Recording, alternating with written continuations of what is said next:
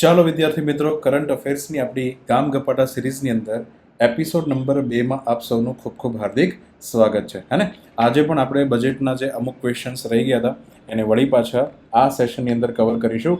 આ ઉપરાંત ઘણી બધી ઇન્ફોર્મેશન આ વખતે આવવાની છે, તો એની પણ આપણે શું કરવાના છીએ, ડિસ્કશન. ક્લિયર?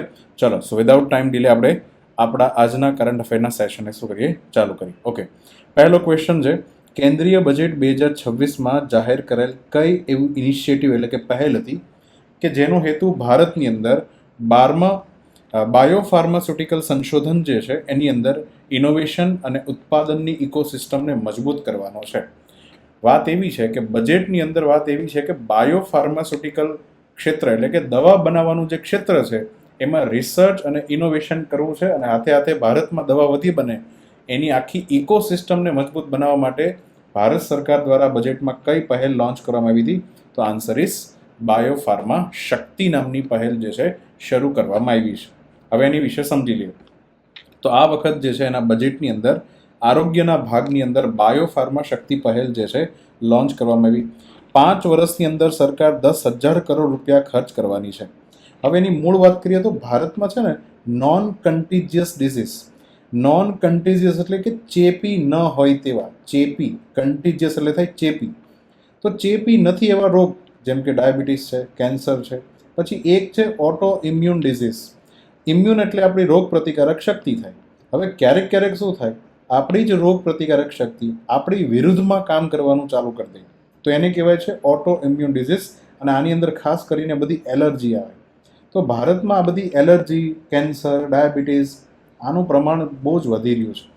તો હવે આના ક્ષેત્રમાં આ અલગ અલગ એનસીડીના જે રોગ છે એના ક્ષેત્રમાં જે દવાઓ બનાવવાની, તો એના ક્ષેત્રમાં જે નવાચાર એટલે કે સંશોધન વધે, પછી ભારતમાં દવાનું મેન્યુફેક્ચરિંગ થાય, આ બધા માટે બાયોફાર્મા શક્તિ નામનું ઇનિશિયેટિવ ચાલુ કરવાનું છે. હવે આની અંદર કરવાના શું છે, ભારતની અંદર 1,000થી વધારે ક્લિનિકલ ટ્રાયલ ખોલવાની વાત છે. ક્લિનિકલ ટ્રાયલ એટલે શું થાય? ટ્રાયલ કોને કહેવાય? નવી દવા આવે ને એ પહેલાં જે છે એને અલગ અલગ પેશન્ટ્સ ઉપર એનો ટ્રાયલ કરવું પડે ને, વ્યક્તિ ઉપર શું કરવું પડે? ટ્રાયલ કરવું પડે. જો ક્લિનિકલ ટ્રાયલ સક્સેસફુલ થાય અને એની અંદર ઘણી બધી એથિક્સ કમિટી અને ઘણી બધી જગ્યા પર પાસ થઈ જાય, તો એ દવા જે છે પછી આમ જનતા માટે તમે ખોલી શકો. તો આવા 1,000થી વધારે ક્લિનિકલ ટ્રાયલનું નેટવર્ક બનાવવાનું છે, પહેલું તો આ. બીજું, ભારતની અંદર ફાર્માસ્યુટિકલ ક્ષેત્રમાં એજ્યુકેશન વધે અને રિસર્ચ વધે એવી એક આખી નવી નેશનલ ઇન્સ્ટિટ્યૂટ ખોલવાની છે. નવી કેટલી ખોલવાની છે? ટોટલ નવી 3 ઇન્સ્ટિટ્યૂટ ખોલવાની પહેલ જે છે આની અંદર કરવામાં આવી છે. તો બાયોફાર્મા શક્તિ પહેલમાં મૂળ એટલું યાદ રાખવાનું, પહેલું તો 1,000થી વધારે ક્લિનિકલ ટ્રાયલ, અને બીજું છે national institute of pharmaceutical education and research, જેથી કરીને આ બધા રોગ ઉપર વધુમાં વધુ આપણે દવા જે છે એ શોધી શકીએ. અને જેટલી દવા આપણને નવી મળે તો એની પર આપણે પેટન્ટ પણ ફાઇલ કરી શકીએ, આપણા બૌદ્ધિક અધિકારો પણ ફાઇલ કરી શકો, હે ને? અને જેટલી પેટન્ટ વધારે હોય એટલો ફાયદો તમે જે છે એ દવાને એક્સપોર્ટ કરાવી શકો, ને? અને એક્સપોર્ટ કરે તો ભારતની અંદર ડોલર વધારે આવે અને ભારત જે છે એનું કરંટ એકાઉન્ટ ડેફિસિટ જે છે એ ઓછું થાય. તો ભારતનું બેલેન્સ ઓફ પેમેન્ટ જે છે એમાં પણ શું થાય? ફાયદો થાય. ભારત જે છે વિશ્વની અંદર બાયોફાર્માનું હબ છે. જો કે એક વસ્તુમાં આપણે કાચા છીએ અને એનું નામ છે એપીઆઈ. એપીઆઈ આપણે કોઈ પણ દવા હોય ને, દવાની તમે જો દવા જે છે એમાં અલગ અલગ કલરની દવા હોય. હવે દવાની અંદર ખરેખર 2 વસ્તુ, એક તો દવાનું રો મટીરિયલ અને બીજું દવાની અંદર ઉમેરવામાં આવતું કેમિકલ. તો હવે આ જે કેમિકલ છે હે ને, એ તો કેમિકલ ફેક્ટરીઓ દ્વારા બનાવવામાં આવે, પણ આ જે રો મટીરિયલ છે, ભૂકો, એ ભૂકાને કહેવાય એપીઆઈ, એક્ટિવ ફાર્માસ્યુટિકલ ઇન્ગ્રેડિયન્ટ. આનું શરીરમાં કાંઈ કામ હોય નહીં. આ એપીઆઈ જે છે આપણા શરીરમાં જઈને ઓગળી જાય. પછી જે કેમિકલ હોય ને એ એકચ્યુઅલમાં કામ કરતું હોય. પણ આપણા દેશમાં પ્રોબ્લેમ એ છે કે આપણે મોટા ભાગનું એપીઆઈ જે છે ચાઇનાથી ઇમ્પોર્ટ કરીએ છીએ, હે ને? કારણ કે ત્યાંથી સસ્તું પડે છે, અને આ એકદમ સસ્તી વસ્તુ છે. સસ્તી વસ્તુમાં ચાઇના જે છે માસ્ટર છે. તો કોરોના કાળમાં પણ આપણને ખબર પડી કે આપણે આટલી બધી એપીઆઈ જે છે એનો રો મટીરિયલ પાવડર જે છે એ બહારથી શું કરી છે? ઇમ્પોર્ટ કરવી છે. તો આ ન હોવું જોઈએ. આપણા દેશની અંદર જે છે રિસર્ચ થવું જોઈએ, દેશની અંદર એપીઆઈના કારખાના ખુલવા જોઈએ. પડી સમજ? ચાલો, તો આ રીતના અહીંયા આન્સર આવશે બાયોફાર્મા શક્તિ. પછી કેન્દ્રીય બજેટ 2026-27 હેઠળ કેટલા ડેડિકેટેડ કેમિકલ પાર્ક જે છે સ્થાપવાનો પ્રસ્તાવ છે? કેમિકલ પાર્ક કોને કહેવાય? ભાઈ મારે કોઈ કેમિકલનું કારખાનું ખોલવું હોય તો એની અંદર જે અલગ અલગ વસ્તુ એક જ જગ્યા પર ઉપલબ્ધ થઈ જાય, એક જગ્યા પર રિસર્ચ થતું હોય, એક જગ્યા ઉપર દવા જે છે એનું મેન્યુફેક્ચરિંગ થતું હોય, એક જગ્યા ઉપર એને રોડ સુધી લઈ જવા માટેની આખી ફેસિલિટીઝ હોય, પેકેજિંગ ઇન્ડસ્ટ્રી, બધું એક જ જગ્યા પર હોય, એને પાર્ક કહેવાય. તો કેમિકલ પાર્ક જે છે સ્થાપવાની વાત છે. કેટલા? બરાબર. તો આ વખતે બજેટની અંદર ઘોષણા એવી થઈ છે કે આ વખતે આપણે બજેટમાં 3 નવા રાસાયણિક પાર્ક જે છે સ્થાપવાના છે. એના માટે સરકાર 600 કરોડ રૂપિયાનો ખર્ચ કરવાની છે. કેમિકલના ઉત્પાદનમાં ભારત જે છે વિશ્વની અંદર 6ઠ્ઠા નંબર ઉપર આવે છે. અને આ જે 3 પાર્ક છે ને એ એક પ્રકારે પ્લગ એન્ડ પ્લે મોડલ ઉપર કામ કરશે. પ્લગ એન્ડ પ્લે મોડલ એટલે શું થાય? માની લો કે તમારે મોબાઈલ ફોન ચાર્જ કરવો હોય તો તમે ઓલું ચાર્જર વાળું કનેક્ટર હોય એને શું કરો, પેલા જે સોકેટ હોય અને આ રીતનું સોકેટ હોય ભાઈ એની અંદર સીધું પ્લગ કરો અને પછી તમે તમારું ચાર્જિંગ જે છે ઓટોમેટિક શું થઈ જાય, ચાલુ થઈ જાય. બીજું તમારે કાંઈ મગજમારી કરવાની હોય નહીં. એમ જે પણ વ્યક્તિને કોઈ કેમિકલની ફેક્ટરી નાખવી હોય એ આ 3 પાર્કમાંથી કોઈ પણ એક પાર્કમાં પ્લોટ લે અને પ્લોટ લઈને પછી બધી જ વસ્તુ એને ઇલેક્ટ્રિક કનેક્શન, કેમિકલ ફેક્ટરીનું આ તે તમામ વસ્તુ જે છે એને હું ત્યાં અવેલેબલ કરાવી દેવામાં આવે. એટલે સીધું એને મેન્યુફેક્ચરિંગ જ ચાલુ કરવાનું રહે, એટલે રેડી ટુ યુઝ હોય. સમજ પડી? તો આ રીતના જે છે ફટાફટ એને, કારણ કે ખબર જ હોય કે કેમિકલની ઇન્ડસ્ટ્રીમાં આટલી વસ્તુ તો જોશે, તે પહેલેથી જ ત્યાં મૂકી દેવામાં આવે દરેક પાર્કમાં. બરાબર. તો આ રીતના જે છે ભારતમાં કેમિકલોનું ઉત્પાદન વધે. પછી રસાયણનું ભારતની જીડીપીમાં યોગદાન કેટલા ટકા છે? 7% છે. અને આ 3 પાર્ક જે છે એને કાર્બન કેપ્ચર, યુટિલાઇઝેશન અને સ્ટોરેજ નામની જે તકનીક છે, આપણે શું હતું એનું ગયા લેક્ચરમાં આખી ડિસ્કશન કર્યું છે, CCUS જે છે એની સાથે બનાવવામાં આવશે, જેથી આ પણ કેમિકલ ફેક્ટરીમાંથી કાર્બન ડાયોક્સાઇડ જે છે હવામાં રિલીઝ નહીં થાય અને એને આપણે કેપ્ચર કરીને એનો યુટિલાઇઝેશન કરશું. બરાબર. તો આ રીતના જે છે 3 નવા રાસાયણિક પાર્ક બનાવવાની ઘોષણા થઈ છે. ચલો, તો આન્સર ઇઝ 3. આગળ વધીએ. બજેટની અંદર હેલ્થના સેક્ટરમાં ઇન્ફ્રાસ્ટ્રક્ચરમાં જે આપણે કામ કરવાનું છે એના ભાગરૂપે કેટલા રિજિયોનલ મેડિકલ હબ ખોલવાની વાત જે છે આપણા નિર્મલા તાઈએ કરી હતી. ચલો સમજીએ. તો વાત એવું છે કે આ વખતના બજેટમાં 5 રિજિયોનલ એટલે કે આખા વિસ્તારને કવર કરતા હોય એવા, એક ડિસ્ટ્રિક્ટ નહીં, એક રાજ્ય નહીં, 2-4 રાજ્ય ભેગા થયેલું આખું ઘણા બધા રાજ્યનો રિજિયોન બને રિજિયન, અને એના મેડિકલ હબની ખોલવાની વાત છે. તો હવે હબ કોને કહેવાય? હબ એટલે અહીંયા તમારે સમજવાનું છે કે એ જગ્યા ઉપર મેડિકલ કોલેજ પણ હોય, એ જ જગ્યા ઉપર હોસ્પિટલ પણ હોય અને ત્યાં જ એક રિસર્ચ સેન્ટર હોય. 3 વસ્તુ એક જગ્યા પર હોય ને તો એને મેડિકલની દુનિયામાં હબ કહેવાય. હબ એટલે બધું એક જગ્યાએ ભેગું છે. તો કોલેજમાં છોકરું બહાર નીકળે સીધું હોસ્પિટલમાં કામ કરવા લાગે અને કોઈ નવો ડિઝીઝ હોય તેની પર શું કરે? રિસર્ચ કરે. હવે ભારતમાં પ્રોબ્લેમ એ છે કે ભારતની અંદર જે મોટા મેટ્રો સિટીઝ જેને કહેવાય છે એની અંદર તો સારામાં સારી મેડિકલ સુવિધા પ્રાપ્ત છે, પણ જે ટાયર 2 અને ટાયર 3 સિટીઝ જે છે, નાના શહેરો, આની અંદર જે છે એને ખાસ કરીને મેડિકલ ફેસિલિટીઝ પ્રાપ્ત હોતી નથી.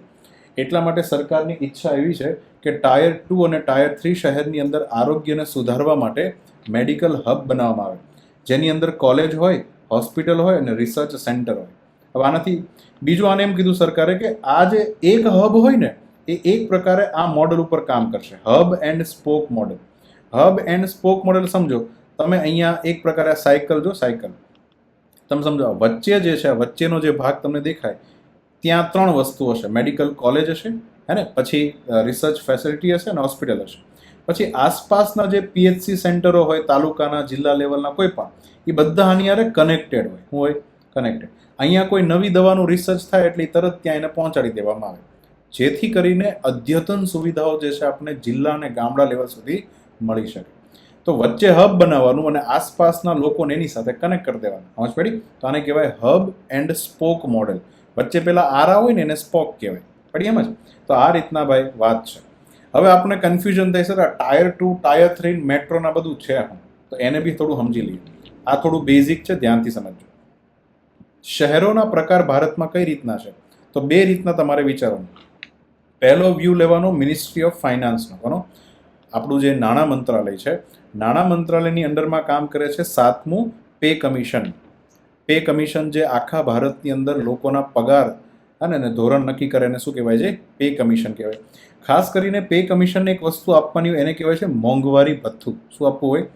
મોંઘવારી. અને આ જ મોંઘવારી ભથ્થું જે છે એની તલબ મોટા ભાગના અધિકારીઓને હોય. એને ડિયરનેસ અલાઉન્સ પણ કહેવાય. ડિયર એટલે જે વાલું લાગે તે.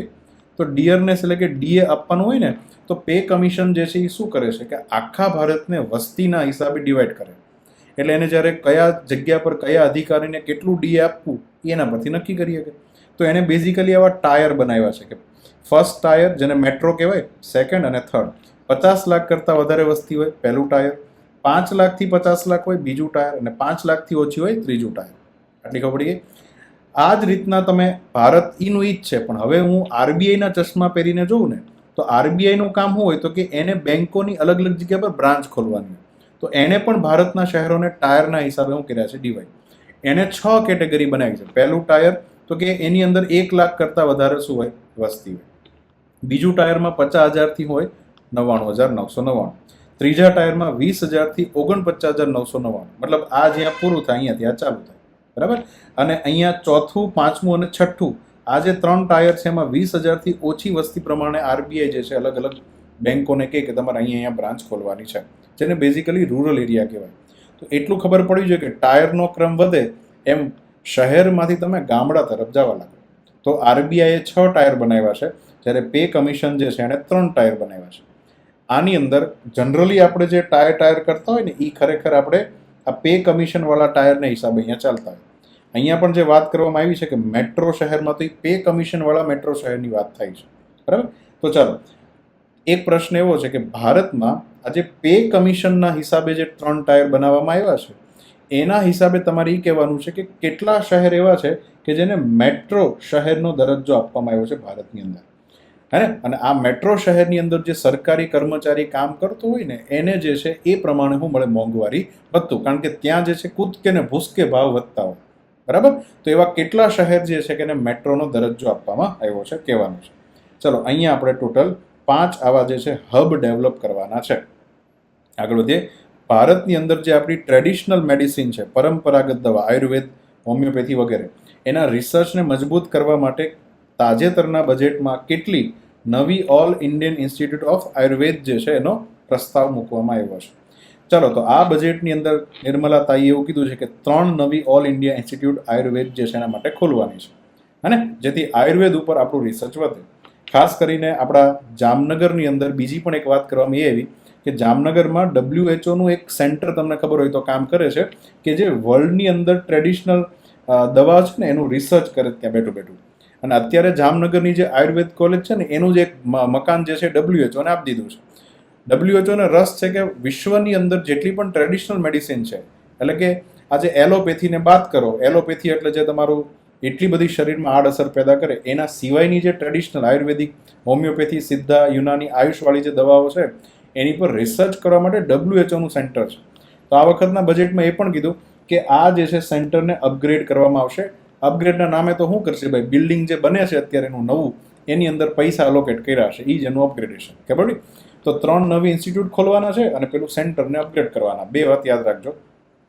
ચાલો, એક આન્સર આપો. ભારતના ઇતિહાસમાં 3 આયુર્વેદિક ગ્રંથો એવા છે કે જેને આજે આયુર્વેદના ભણતા છોકરા હોય ને એને કહેવામાં આવે કે મહાન ત્રય ગ્રંથ કહેવાય છે.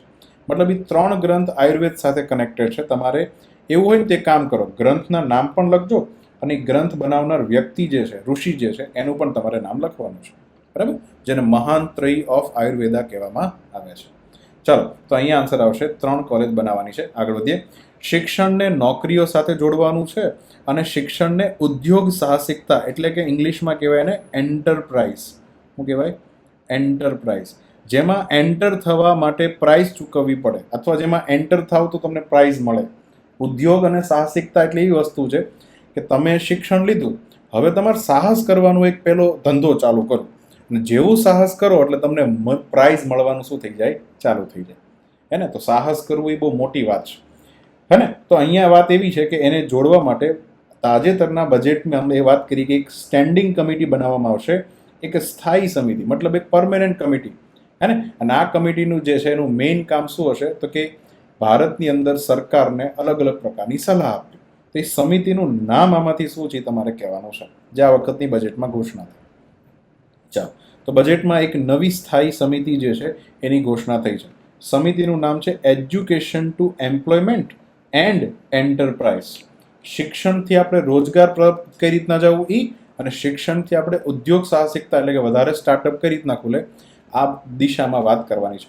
તો આવી જેટલા મેમ્બરોની સમિતિ સરકાર બનાવશે પછી આ સમિતિ શું કરશે તો કે સરકારને ભલામણ આપશે. ખાસ કરીને સમિતિ માટે એવું નક્કી કરવામાં આવ્યું છે કે સમિતિએ કહેવું છે કે સેવા ક્ષેત્રમાં, કયું ક્ષેત્ર? સર્વિસ સેક્ટર, જેમાં શિક્ષણ આવી ગયું, આરોગ્ય આવી ગયું, હોસ્પિટલ, ટુરિઝમ, મેનેજમેન્ટ વગેરે વગેરે. આની અંદર જે છે ભલામણો આપવાની છે કે જેથી આગળ જઈને 2047માં ભારત જે છે કેવું ભારત બની શકે? વિકસિત ભારત. કારણ કે સરકારની ઈચ્છા એવી છે કે વિકસિત ભારત ત્યારે બનશે જ્યારે આપણા દેશનું સર્વિસ સેક્ટર જે છે ગ્રો થવા લાગશે. બરાબર. ચલો આગળ વાત કરીએ તો ભારતની અંદર સેવા ક્ષેત્રમાં, અચ્છા આ કમિટીએ એક ઓર વાત કરવાની છે, આ જે સમિતિ બનશે એને એક ઓર વસ્તુ કરવાની છે કે ભારતમાં ચલો વિશ્વની અંદર સર્વિસ સેક્ટર જે છે એમાં દરેક દેશે પોતપોતાનો રોલ નિભાવ્યો હશે, હે ને? દરેક સેક્ટરનું પોતપોતાનું યોગદાન હશે. બરાબર. તો એની અંદર ભારતનું યોગદાન જે છે વર્લ્ડની અંદર 10% જે છે એટલું તો થઈ જ જવું જોઈએ.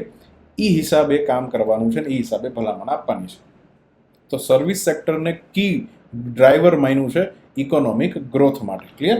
ચાલો તો અહીંયા આન્સર આવશે શિક્ષણથી રોજગાર અને ઉદ્યોગ સાહસિકતા સમિતિ. આને છે ને પેલી લોકસભા અને રાજ્યસભા વાળી સ્ટેન્ડિંગ કમિટી સાથે સરખામણી નહીં કરતા. સ્ટેન્ડિંગ એટલે કે જે સમિતિમાં પછી કોઈ રિસ્ટ્રક્ચરિંગ ન થાય, જે મેમ્બર બનાવ્યો હોય એ કાયમ રહે. પડીને?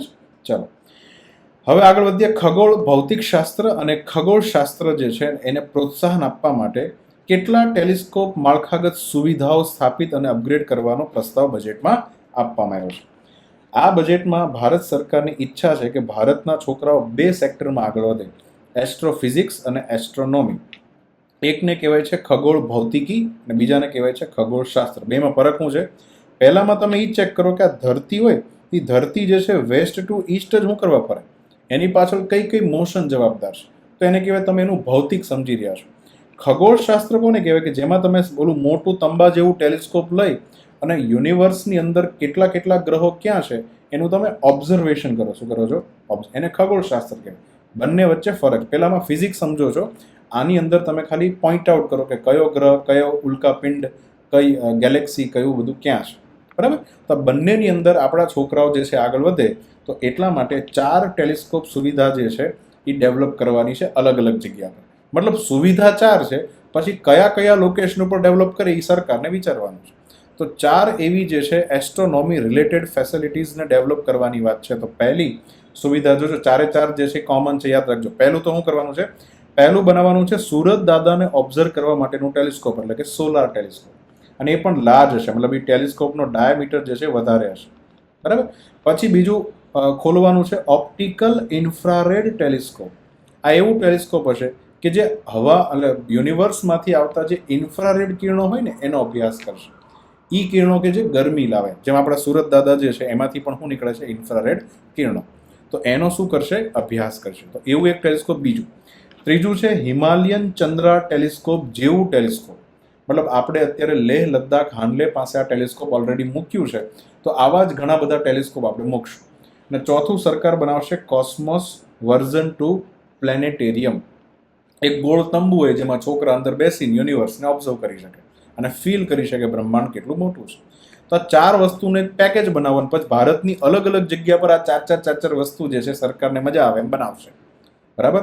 ચાલો તો હવે એમાં ખાસ કરીને જે હિમાલયન ચંદ્રા ટેલિસ્કોપ છે અત્યારે આપણા લદ્દાખની અંદર આવેલા હાનલે ખાતે છે. લદ્દાખ એટલી હાઈટ ઉપર છે કે ત્યાં વાદળા નથી પહોંચતા, એટલે આકાશ જનરલી ચોખ્ખું હોય, તમે ગેલેક્સીનું ઓબ્ઝર્વેશન કરી શકો. કોસ્મોસનું છે ભારત સરકારનું બનાવેલું પ્લેનેટેરિયમ છે.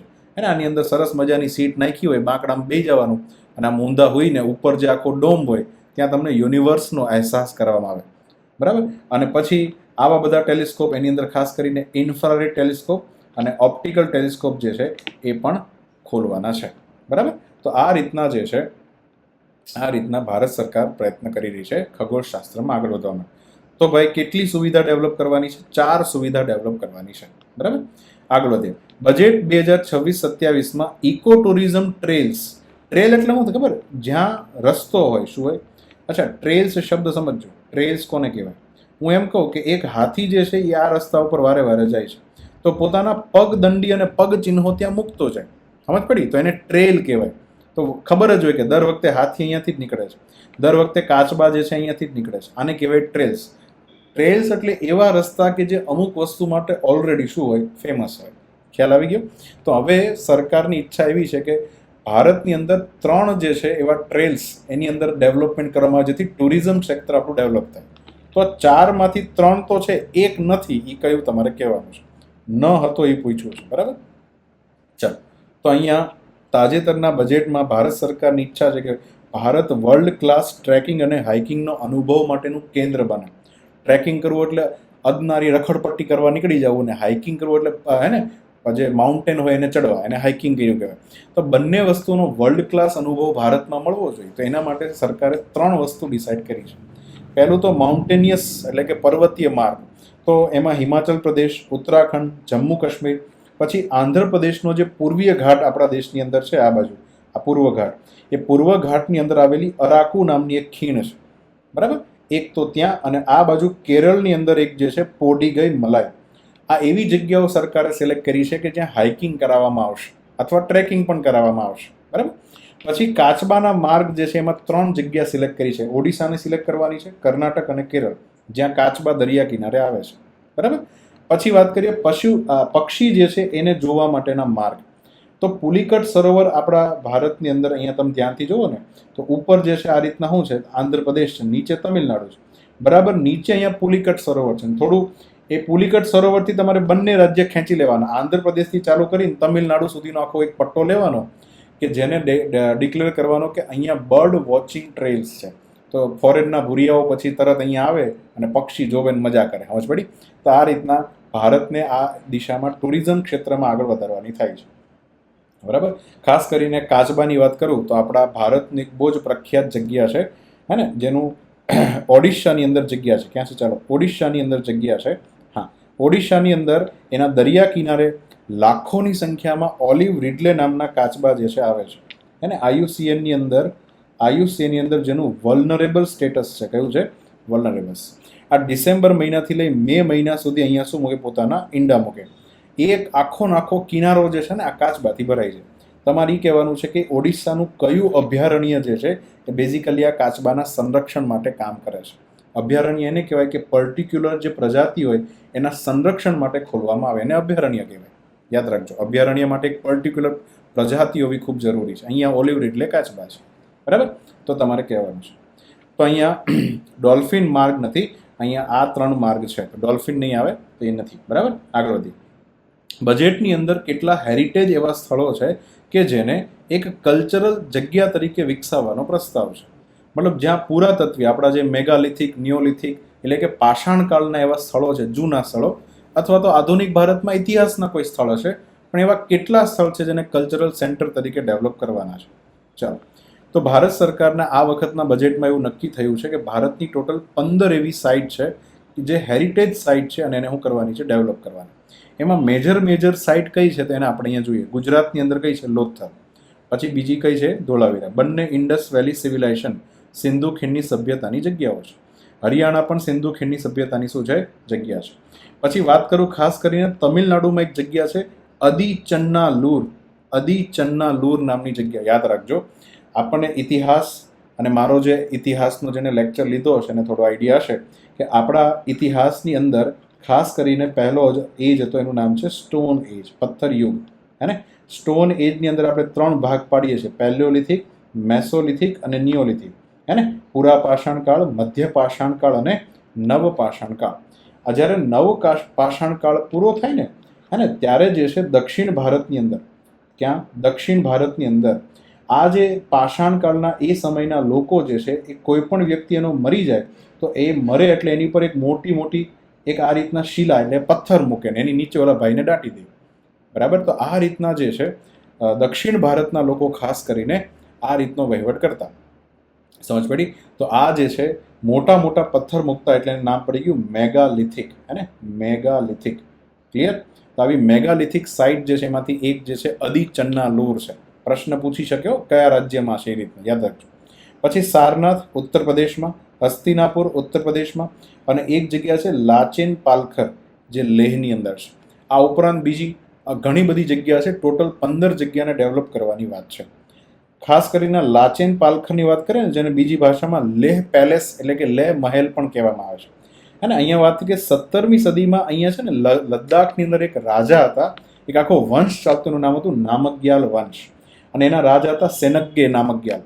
એમના દ્વારા 17મી સદીમાં આ તિબેટિયન રાજાએ અહીંયા માટીમાંથી એક આખો સરસ મજાનો મહેલ બનાવ્યો છે. એ નામગ્યાલ વંશનું આખું ઘર હતું. તો એને પણ જોવા જઈ શકાય છે. એ પણ આપણા ટુરિઝમની એક શું બની શકે, સારામાં સારી સાઇટ બની શકે. ખબર? ચલો, તો અહીંયા 15 સ્થળ જે છે ડેવલપ કરવાના છે. આગળ વધીએ તો હવે બજેટના ક્વેશ્ચન અહીંયા થોડા ઊભા રાખીએ ને. હવે આપણો જે ટ્રેડિશનલ કરંટ અફેર અહીંયાથી ચાલુ થાય છે. જોજો, સમજો. અર્બન એરિયામાં જે ઝૂંપડપટ્ટીઓ એના બાળકોને એજ્યુકેશનમાં પરિવર્તન લાવવા બદલ ભારતના એવા કયા સામાજિક કાર્યકર્તા જે છે જેને ઇન્ટરનેશનલ પુરસ્કાર આપવામાં આવ્યો? બરાબર. આ બેન જે છે, જે પોતે ભણ્યા નથી, ભણવાની અને કોઈ સુવિધા પ્રાપ્ત થઈ નથી, પણ આજે ભારતની અંદર 800થી વધારે લર્નિંગ સેન્ટર ચલાવે છે. બરાબર. તો એવું કહેવાય ને કે મન હોય તો માળવે જવાય. તમે મનથી જ ફસકી ગયા હોય તો ક્યાંય કરી શકો નહીં. તો જોજો, હમણાં તાજેતરમાં દુબઈ ખાતે ગ્લોબલ ટીચર પ્રાઇઝ જે છે નામનો એવોર્ડ આપવામાં આવ્યો. આ વિશ્વનો એક એવો એવોર્ડ છે કે જેની અંદર દરેક આખા વર્લ્ડની અંદર એવા ટીચરો કે જે ખૂબ અદ્ભુત કામ કરતા હોય એને એવોર્ડ આપવામાં આવે છે. 2015થી એવોર્ડ આપવામાં આવે છે. કોઈ શિક્ષક જેણે ખૂબ ઉમદા કાર્ય કર્યું એના માટે મળે છે. આનો પ્રાઇઝ મની તમે ખાલી જુઓ કેટલા છે, $1 મિલિયન છે. આ કાંઈ ઓછી રકમ ન કહેવાય. બરાબર. તો આટલો મોટો રૂપિયો જે છે આ પ્રાઇઝ મની અંતર્ગત આપવામાં આવે છે. આની અંદર ઘણા બધા ટીચરોને સિલેક્ટ કરવામાં આવે. આપણા રૂબલ નાગી જે છે એ લગભગ 10મા ટીચર છે, 10મા સ્પર્ધક હતા કે જે આની અંદર છેલ્લે એવોર્ડ જીતી ગયા છે. ભારતની શિક્ષિકા છે જેને એવોર્ડ મળ્યો છે. એમણે શહેરી વિસ્તારની અંદર ઝૂંપડપટ્ટીના બાળકોને શું આપ્યું હતું? શિક્ષણ. 800થી વધારે લર્નિંગ સેન્ટરો ખોલ્યા છે. તો આન્સર આવશે રૂબલ નાગી. પડી સમજ? ચાલો આગળ વધીએ. સરકાર દ્વારા સમર્પિત સહકારી એટલે કે તેને કહેવાય કોઓપરેટિવ કેબ સેવા નામ છે ભારત ટેક્સી. એને ઓફિશિયલી કયા જગ્યા પરથી જે છે શરૂ કરવામાં આવી છે? કઈ જગ્યા પરથી આ ટેક્સીની સર્વિસ જે છે હવે ચાલુ થઈ ગઈ છે? મતલબ હવે ત્યાંના લોકો મોબાઈલ ફોનમાંથી ભારત ટેક્સી ડાઉનલોડ કરે. પહેલાં છે ને ઉબર અને ઓલા ડાઉનલોડ કરતા હશે. હવે એના માટે એક ઓર ઓપ્શન આવી ગયો છે, ભારત ટેક્સી. એમાં કોઈ પણ ડ્રાઈવરને બોલાવીને જ્યાં જવું હોય ત્યાં જઈ શકે. તો શરૂઆત અત્યારે કયા જગ્યાથી થઈ છે તમારે કહેવાનું છે.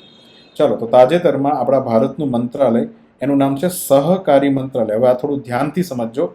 આ પહેલ સહકારી મિનિસ્ટ્રીની પહેલ છે. જેમ અમૂલ ભારતની અંદર એક સહકારી સંસ્થા છે, એવી જ આ ભારત ટેક્સી એક સહકારી બોડી બની છે. સરકાર દ્વારા પ્રોત્સાહન પ્રાપ્ત એવી છે જેમાં રાઇડિંગ સર્વિસ આપવામાં આવે. તેમાં બેહી તમે ગમે ત્યાં જઈ શકો. નામ આપ્યું છે ભારત ટેક્સી. ચાલુ થઈ છે 2 જગ્યાએથી, એક તો ન્યૂ દિલ્હી અને આપણું ગુજરાત. 2 જગ્યાથી આ ચાલુ થઈ ગઈ છે. અમિત શાહ, કારણ કે સહકારી મંત્રાલયના મંત્રી છે, એણે આ શું કર્યું? એનું ઉદ્ઘાટન કર્યું. ઓલા જે છે અને ઉબેર, આ બંનેને ટક્કર આપવા માટે જે છે આની શું થઈ છે? શરૂઆત. આમાં દરેક ડ્રાઈવરને જે છે સારથી કહેવામાં આવશે. બરાબર. અને દરેક ડ્રાઈવર પાસે 5 કંપનીના શેર હોવા જોઈએ. એની કઈ કંપની છે? તો નામ છે સહકાર ટેક્સી કોઓપરેટિવ લિમિટેડ. જેમ અમૂલ એટલે કે આણંદ મિલ્ક યુનિયન લિમિટેડ નામની એક સહકારી કંપની છે, એ જ રીતના આને પણ એક સહકારી કંપની તરીકે રજીસ્ટર્ડ કરવામાં આવી છે. નામ છે સહકાર ટેક્સી કોઓપરેટિવ લિમિટેડ, જેની અંદર ભારત ટેક્સી નામની સર્વિસ ચાલે છે.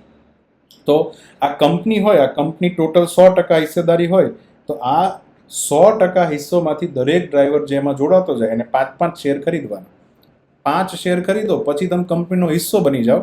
અને કંપનીનો હિસ્સો બનીને તમારે એટલે ડ્રાઈવર પણ એક માલિકની જેમ કામ કરે. એટલે નામ આપ્યું છે સારથી માલિક નામનું અહીંયા શું આપ્યું છે? સૂત્ર. બરાબર. અહીંયા સમજો કઈ રીતના, તો કોઈ પણ ડ્રાઈવર હોય, થોડું પ્રોસેસ સમજો એટલે તમને આઈડિયા આવે. કોઈ પણ ડ્રાઈવર છે માની લો, જેની પાસે સરસ મજાની ગાડી છે ને એને આની અંદર જોડાવવું છે, તો એ શું કરશે? પહેલાં તો ભારત ટેક્સી ડ્રાઈવર નામની એપ શું કરશે? ઇન્સ્ટોલ કરશે. આ ડ્રાઈવર માટેની અલગથી એપ છે. બધા પોતાના KYC ડોક્યુમેન્ટ અપલોડ કરી દે. પછી અપલોડ કરીને એનું સક્સેસફુલ રજિસ્ટ્રેશન થાય એટલે એને ₹500 આપી મિનિમમ 5 શેર ખરીદવાના. જેવા શેર ખરીદે એટલે એ આ સંસ્થાનો શું થઈ જાય? પરમેનન્ટ મેમ્બર બની ગયો. હવે એને પોતાની ગાડી લઈ અને ભારત ટેક્સી સપોર્ટ સેન્ટર દિલ્હીમાં જ્યાં પણ હોય અથવા ગુજરાતમાં જ્યાં પણ હોય ત્યાં ફિઝિકલ વેરિફિકેશન માટે જવાનું. ત્યાં જઈને પોતાની ગાડી બધું દેખાડી દેવાનું. પછી એને આપવામાં આવે એના શેર સર્ટિફિકેટ ત્યાંથી, અને એને સારથીનો દરજ્જો ત્યાંથી મળી જાય. હવે એને ડેઇલી સવારમાં ઉઠે એટલે પહેલાં જે છે પેટીએમ ગૂગલ પેથી ₹30 પેમેન્ટ કરી અને ડ્રાઈવરવાળી એપ જે છે એની અંદર એ શું કરી દે? લોગિન કરી દે. એટલે હવે કોઈ પણ મુસાફર જે દિલ્હીમાં રહેતો હોય એ જ્યારે કેબ જે છે બુક કરાવે એટલે તરત એને ભારત ટેક્સીનો ડ્રાઈવર જે છે એને કેબ સર્વિસ મળવાનું ચાલુ થઈ જાય. હવે એને ડેલી કેટલા રૂપિયા આપ્યા? ખાલી 30 રૂપિયા આપ્યા, હે ને? 30 રૂપિયા આપ્યા એટલે એને એપ્લિકેશનનો એક્સેસ મળી ગયો. હવે મુસાફરો જેટલી પણ મુસાફરી કરશે એ પ્રમાણે જે પણ પેમેન્ટ ચૂકવે બધું ડ્રાઈવરના ખાતામાં જાય છે. ઓલા અને ઉબેરમાં આવું નથી. ઓલા ઉબેરમાં શું છે કે ઓલા ઉબેરની અંદર જેટલો પણ મુસાફરો પૈસો જે છે ડ્રાઈવરને આપે ને એની અંદરથી 25 થી 30% કમિશન કોણ ખાય? ઓલા અને ઉબેર. મતલબ માની લો કે એક મુસાફરે 100 રૂપિયાની ડ્રાઈવ જે છે કરી છે, તો 100 રૂપિયાથી 25 રૂપિયા તો ઓલો લઈ જાય, બાકીના રૂપિયા ખાલી કોને મળે? ડ્રાઈવરને મળે. અહીંયા શું છે, સારથી માલિક ડ્રાઈવરને જ બધા રૂપિયા મળી જશે. બદલામાં ખાલી એને બેઝિક 30 રૂપિયા જે છે હવારમાં ભરી દેવાના, બસ પૂરું થઈ ગયું. ખ્યાલ આવી ગયો? તો આ રીતના મતલબ આ જે કંપની છે ને બધા ડ્રાઈવરો 30 રૂપિયા ભરવા લાગે એટલે એક પ્રકારે આવક પણ ચાલુ થઈ જાય. અને પછી આવક પ્રમાણે આ સહકાર ટેક્સીમાં ઓર નવા નવા ફીચર ને બધું લાવી અને જે પણ પ્રોફિટ થાય એ પ્રોફિટ પણ પેલા શેરના હિસાબે કોને મળે? ડ્રાઈવરને મળે. તો ડ્રાઈવરને ખૂબ આની અંદર શું થાય? ફાયદો થાય. આને કહેવાય સહકારિતા આંદોલન એક પ્રકારનું. સમજ પડી? ચાલો, નવી દિલ્હીમાંથી શરૂઆત થઈ છે. પછી ભારત જે છે કયા દેશ સાથે ખંજર નામની કવાયત યોજી હતી? અને તો તાજેતરમાં ખંજર કવાયતનું આયોજન આસામની અંદર મીસામારી નામની જગ્યા પર થયું, જેમાં મધ્ય એશિયાનો દેશ એનું નામ છે કિર્ગિસ્તાન. બરાબર? તો કિર્ગિસ્તાન જે છે બિશ્કેક જેની રાજધાની છે, આ કિર્ગિસ્તાન જે છે એને ભારત સાથે આતંકવાદને રોકવા માટે આખી શું કરી? કવાયત કરી. 2011થી ભારત અને કિર્ગિસ્તાન વચ્ચે એકમાત્ર આ જ કવાયત ચાલે છે. બરાબર? હા, અને ભારતની અંદર આમાં પેરાશૂટ રેજિમેન્ટ આપણી જે ઇન્ડિયન આર્મીની હતી એને આની અંદર શું લીધો? ભાગ લીધો. બરાબર? આતંકવાદ નાથવા માટે છે ને ખરેખર આમ જોવા જઈએ તો યુનાઇટેડ નેશન્સ જ કીધું છે આવું. યુનાઇટેડ નેશન્સના ચાર્ટરમાં લખ્યું છે કે આતંકવાદ રોકવા માટે જેટલા પણ યુએનના મેમ્બરો છે જે વારે વારે શું કરશે? એક્સરસાઇઝ કરશે. આવું લખ્યું છે યુનાઇટેડ નેશન્સ. બરાબર? ચાલો, તો આ રીતના અહીંયા ખંજર કવાયત જે છે એ કોના દ્વારા ચાલુ કરવામાં આવી? કિર્ગિસ્તાન. હે ને? ચાલો આગળ વધીએ. ડસ્ટ લીક નામની કવાયત ભારત જે છે કયા દેશ સાથે કરે છે? આન્સર આપવાનો છે. તો અહીંયા આન્સર આવશે કિર્ગિસ્તાન. આગળ વધીએ. યુનાઇટેડ સ્ટેટ્સ પૂર્વી યુરોપના કયા જૂથોના દેશ જે છે એને સુરક્ષા સહાય પેકેજ જે છે એને મંજૂરી આપવામાં આવી છે? ચલો ધ્યાનથી સમજો. અમેરિકા જે છે એની પાર્લામેન્ટ એનું નામ છે કોંગ્રેસ. શું નામ છે? કોંગ્રેસ. કોંગ્રેસ દ્વારા $200 મિલિયન સહાય આપવામાં આવી છે કોને? તો કે બાલ્ટિક દેશોને. કયા દેશોને? બાલ્ટિક. બાલ્ટી ભરીને જે બાલ્ટી દેશોમાં રહે છે સમજો. બાલ્ટિક દેશો છે ક્યાં? તમે વર્લ્ડનો મેપ ખોલો એટલે યુરોપની અંદર ખાસ કરીને બાલ્ટિક દેશોને અહીંયા દરિયો છે ને એની બાજુમાં અહીંયા 3 દેશો જે છે કનેક્ટ થાય છે. આ બાજુ નોર્વે, સ્વીડન અને ફિનલેન્ડ. હે ને? NSF આ રીતના યાદ રાખવાનું. બરાબર? અને એની નીચે તમે આવો તો રશિયાની બાઉન્ડ્રી 2 દેશના છે, એક તો ઇસ્ટોનિયા, લાટવિયા અને લિથુઆનિયા. આ 3 દેશ જે છે એને બાલ્ટિક કન્ટ્રી કહેવાય છે. તો આને જે છે સુરક્ષા સહાય કરી છે અમેરિકાએ. કેમ? કારણ કે અત્યારે રશિયા જે છે બેઝિકલી આની અંદર ઘૂસવા માટે પ્રયત્ન કરી રહ્યું છે. ઇસ્ટોનિયા, લાટવિયા અને લિથુઆનિયા જે એક સમયે સોવિયત યુનિયનનો શું હતો? ભાગ હતો. સો 2004થી જે છે બેઝિકલી આ 3 દેશ નાટોના શું છે? મેમ્બર છે. નાટો નામનું સંગઠન નોર્થ એટલાન્ટિક ટ્રીટી ઓર્ગેનાઇઝેશન 1949થી કામ કરે છે. 32 દેશોની આખી આ શું છે? ગેંગ છે, જેનું હેડક્વાર્ટર બેલ્જિયમના બ્રુસેલ્સ નામના શહેરની અંદર છે. નાટોની અંદર જે ચાર્ટર છે એનું નામ છે આર્ટિકલ નંબર 5. આ આર્ટિકલ નંબર 5 જે છે શું કહે છે ખબર? કે નાટો મેમ્બર કન્ટ્રીઝ જે પણ હોય એ તમામ દેશો જે છે એમાં એક દેશ ઉપર જો કોઈ હુમલો કર્યો તો આખા નાટોના 32 જણા ઉપર હુમલો કર્યો એવું માની લેવામાં આવશે અને બધા જે છે સામે શું કરશે? પલટવાર. બરાબર? તો આવી એક ગેંગ બનાવી છે. આર્ટિકલ 5 જે છે આની અંદર ખૂબ ફેમસ છે, તો યાદ રાખજો. તો અહીંયા આન્સર આવશે બાલ્ટિક દેશો સાથે, મતલબ બાલ્ટિક દેશોને અહીંયા શું આપી છે? અમેરિકાએ સહાય આપી છે. બરાબર? વેપન ખરીદે જેથી રશિયા આની અંદર પેનેટ્રેટ ન કરે. ચલો આગળ વધીએ. કયા દેશ ઔપચારિક રીતે બ્રિક્સ સેન્ટર ફોર ઇન્ડસ્ટ્રીયલ કોમ્પિટન્સીસ જે છે એની અંદર શું થયો છે? જોડાણો છે. તો કયો દેશ જે છે જોડાણો છે? ધ્યાનથી સમજજો.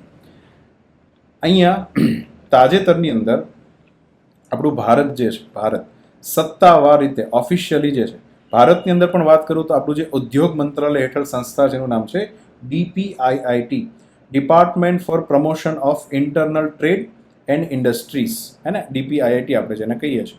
એના અંદરમાં પણ એક સંસ્થાનું નામ છે નેશનલ પ્રોડક્ટિવિટી કાઉન્સિલ. આનું મેઇન કામ છે એઆઈ અને અલગ અલગ ભારતના જે ઉદ્યોગ છે એની અંદર કઈ રીતના પ્રોડક્ટિવિટી વધે એના માટેનું કામ કરે છે. તો બેઝિકલી ભારતની આ સંસ્થા જે છે એ જોડાઈ ગઈ છે કોની સાથે?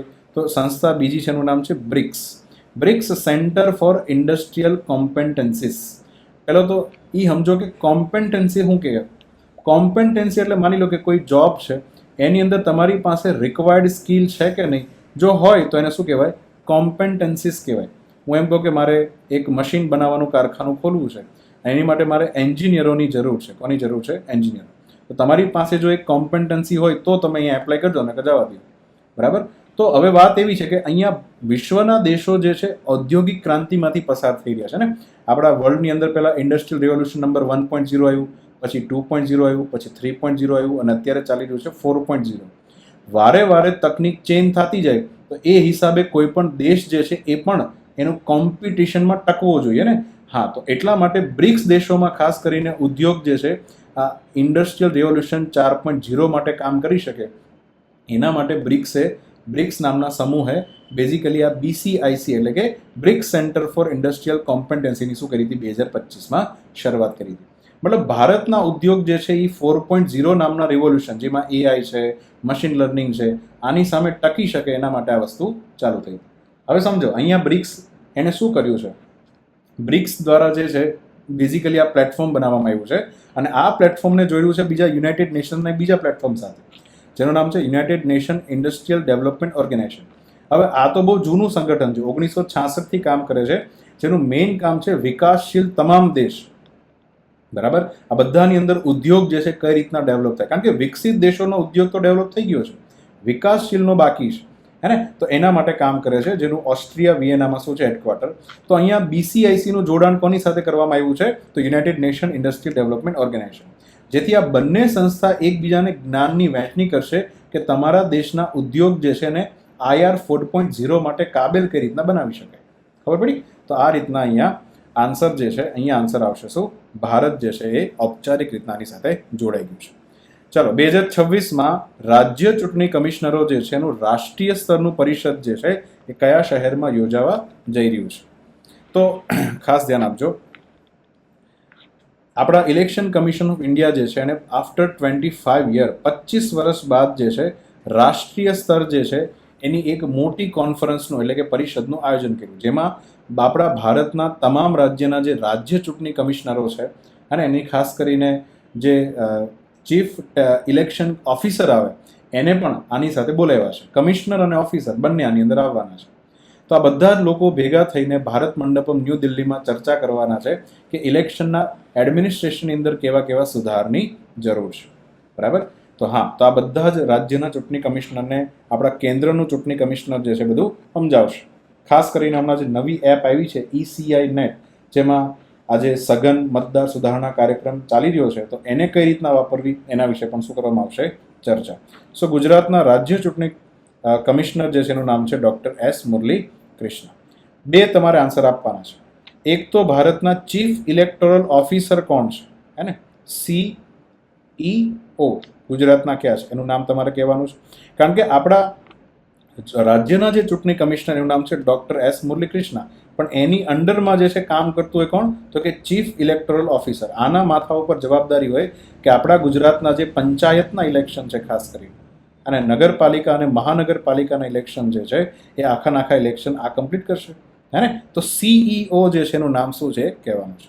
બીજું, રાજ્ય ચૂંટણી પંચ જે છે, હે ને, આપણને ખબર ને 73મો અને 74મો જે કોન્સ્ટિટ્યુશનલ અમેન્ડમેન્ટ થયો, જેના દ્વારા બંધારણની અંદર ખાસ કરીને પંચાયતી રાજ વ્યવસ્થા શું થઈ? દાખલ થઈ. તો બંધારણની કઈ અનુચ્છેદ અંતર્ગત અને કયા ભાગ અંતર્ગત બેઝિકલી રાજ્ય ચૂંટણી પંચ જે છે એને મૂકવામાં આવ્યું છે કહેવાનું છે. ચલો, તો અહીંયા આન્સર આવશે ન્યૂ દિલ્હી. આગળ વધીએ.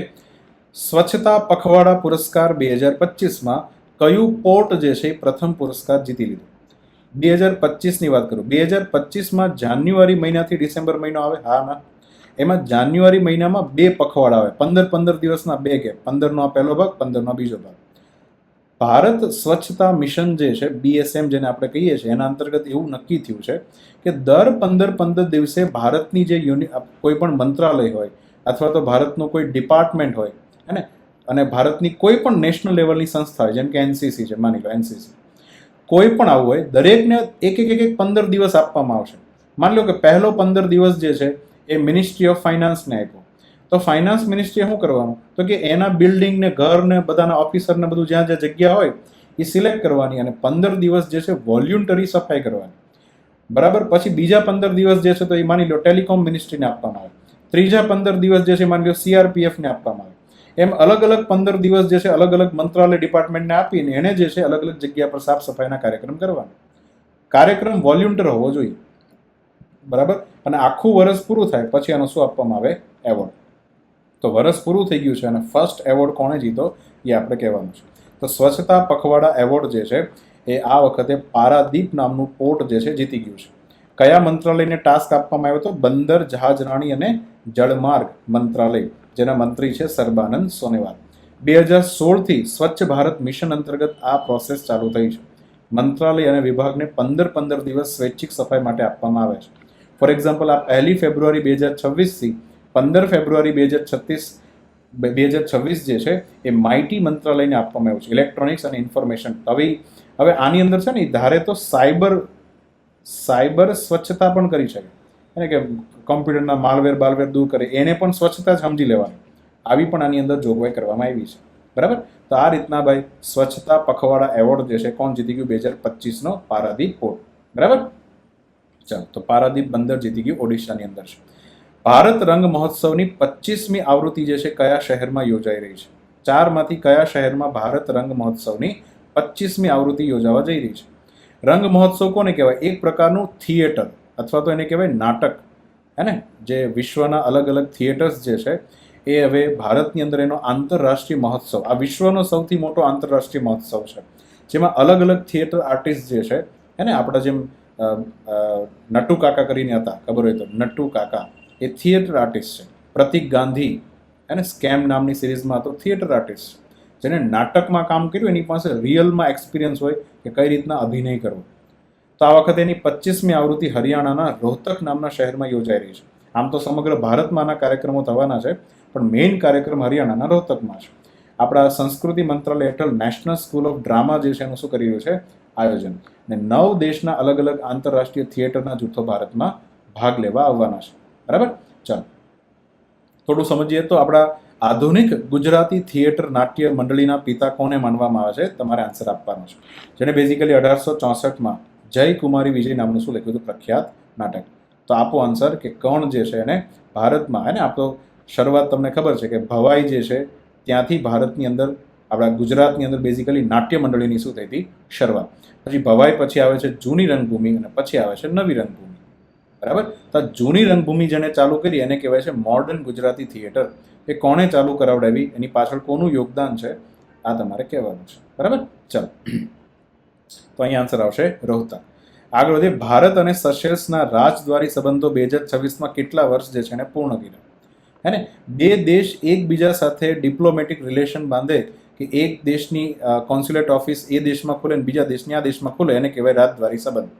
તો સેશેલ્સની અંદર ભારત જે છે એના બંનેના સંબંધ જે છે લગભગ હવે આ વર્ષે 50 વર્ષ જેવા શું થયા છે? પૂર્ણ થયા છે. અને 50 વર્ષ, હવે સેશેલ પહેલાં તો છે ક્યાં? આ આફ્રિકા કોન્ટિનેન્ટની અંદર. તમે અહીંયા ધ્યાનથી જુઓ તો અહીંયા તમને ખબર હોય તો આવડો મોટો ટાપુ, એનું નામ છે મડાગાસ્કર. શું નામ છે? મડાગાસ્કર. અને મડાગાસ્કરથી નોર્થમાં તમે અહીંયા જુઓ તો અહીંયા ઘણા બધા ટાપુઓનો સમૂહ છે, હે ને? એને કહેવાય છે સેશેલ્સ, જેની પર એક સમય બ્રિટિશરોનું શું હતું? રાજ હતું. તેના રાષ્ટ્રપતિનું નામ છે પેટ્રિક હર્માઇન, જે છે ભારતની મુલાકાતે આવ્યા છે, કારણ કે 50 વર્ષ શું થયા છે પૂર્ણ. ભારતના પ્રવાસે આવ્યા છે. સેશેલ્સની રાજધાની છે વિક્ટોરિયા અને એનું ચલણ જે છે સેશેલિયન રૂપીસ છે. ખાસ ધ્યાન રાખજો. માહે નામના ટાપુ ઉપર અહીંયા બેઝિકલી વિક્ટોરિયાની શું છે? રાજધાની છે. બરાબર. ચાલો, તો અહીંયા 50 વર્ષ પૂર્ણ થયા છે ભારત અને સેશેલ્સ. 2026માં કયા કેન્સરના રોગ માટે તેની પ્રથમ રાષ્ટ્રીય પુરાવા આધારિત સારવાર માર્ગદર્શિકા બહાર પાડી છે? આ હું ખબર, આપણા ભારતમાં કેન્સર તો થતું જ હશે, એમાં બી ખાસ કરીને અલગ અલગ પ્રકારના કેન્સર થતા હોય. એમાં એકની વાત છે જેનું નામ છે ફેફડાનું કેન્સર અને ફેફસાનું કેન્સર. બરાબર. હા, તો ફેફસાનું જે કેન્સર ભારતની અંદર થાય છે, હવે આમાં સરકારે કર્યું શું?